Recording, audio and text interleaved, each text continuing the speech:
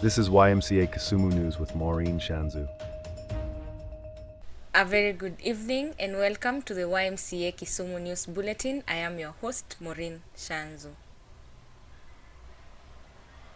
We begin the week with exciting news from Tuesday. Kisumu YMCA officially launched the much anticipated Vibe with Y sessions. Opening the floor with a dynamic conversation on digital footprint, the session sparked deep reflection, encouraging responsible online behavior and empowering youth with digital awareness. The person there because say ameshapanda ndege anajua because he receive visitors at Kisumu.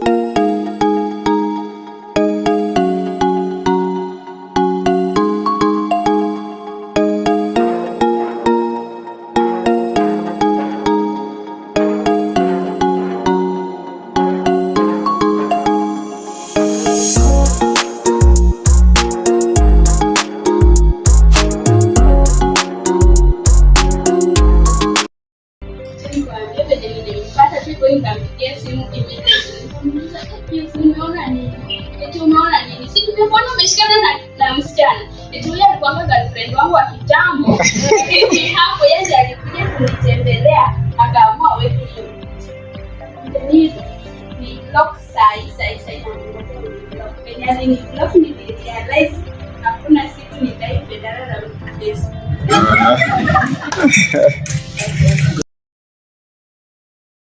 Today, the Christian Union held a heartfelt session filled with worship, prayer, and powerful encouragement. The youth shared openly about the importance of spiritual grounding, especially during difficult times. The message served as a reminder that in moments of doubt or struggle, returning to the Creator brings peace and renewal. To mark the World Environmental Health Day, manager Madam Pamela Kaleka led a deep, impactful event focused on young girls. In a unique and powerful approach, Madam and her team hosted a special session promoting self-worth and hygiene. Here atuonyeshe vile pad inavaliwa.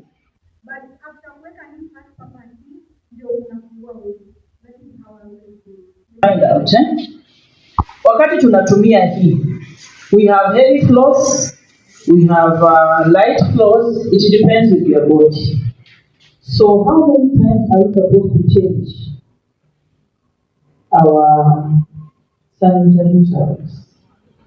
Every day, to require to go on a Vivian, the summer beauty class. But it depends. Yani kubadilisha vibe na depend. Inaweza zingine watu wa heavy flow wanaweza badilisha vibe mara 2 au mara 3. My side tunasema kama kuna heavy flow unafaa change pad at least 4 times, kwa sababu ukumbuke ile damu ya kwa moto. When you wear a tampon inside, if you ever tried that tampon, wakati it is inside, that blood turns black faster than when it is on pad. Because kule ndani sasa imefunikwa. So it is very dangerous kwa sababu when that blood turns black, it is not even good for yourself. It will cause a very bad infection. And that is why we change the pad thrice or 4 times in a day. Kwa sababu that blood is not supposed to be turning black when you're still having the pad on. If it turns black, it is very bad for your health. Then somebody talked about the cups. The cups are even worse. Why? Because the cups, at the end of the day, you need to wash them. Sometimes you don't wash them well. Assuming today you are using that cup, people fear even washing that thing openly. So the only option now is when you find a clean it with a tissue and then put it back inside. Very dangerous for your health. And another Okay, Kenya nilifundishwa ni kutumia tufekuka sabuni. Ndio? Yeah. So you start with that water. Before hata uanze kuweka sabuni, uanze kufikiria maji ya sabuni. Hiyo maji venye iko safi iko bado. Osha. Watu wa stikoni. Tunatumia hapa. Mimi nimekuwa naweka senti sekani hapa. Unaosha tu vizuri. Kuna watu wameogopa usifanye tu hivi na utaanguka baby. So watu wa maji ya besheni kama while it's still clean kwa besheni, inama siku kwa hiyo bafu peke yako, inama jioshe vizuri. Juu ukiacha hata hizo kidogo kidogo si utanuka. Juu utakuwa na feel ni msafi, but when ukanda hapa na feel ya harufu. So just squat, wash, usianze na panty. The moment unaanza kusha panty yako tu kumedamage. By the way, madam, the reason we are coming this panty is most of our guys are white panty. What are the way they mean? You are not even a little bit panty. Can I imagine a car about that? Hot pan? Hot pan is like a jet pan. How do you put pants in a hot pan? Na pia wenye wanavaa panty na wanavaa hot pan. Mbona mnakava huku sana? It also needs fresh air. Mkikava sana inanuka. How do you feel if you go to the field? Na watu wote wako sawa. Unataka ujikute, mara ujikune, ukafika place nyingine upate pressure huku unawashwa. How do you feel? But senior, why can't we be free with our body? Mbaye bra, okay, this is your mom saying.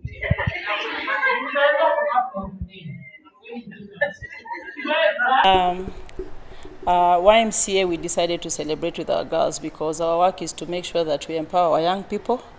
And of course, Girl Child is in the front line for the YMCA. And for the World Environmental Health Day, it is important for me because, and for the YMCA, because of the health in the whole thing, and it is about sanitation and hygiene. So we decided to use our young girls because they come from different areas of this county, and it is easy when we have they have information. It is easy for them to disseminate the same information in the community, and especially in the slums that surround the YMCA. Because what we have come to learn, most of our slums are not empowered. Most of our people in our slums are not, they don't have knowledge, they don't know how to use these sanitary towels.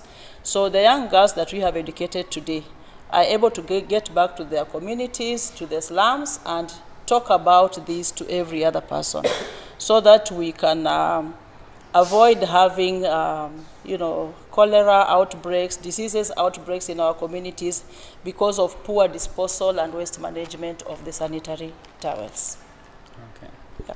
So, madam, as the girls are going back home, what message do you want them to take to their families and the community outside there?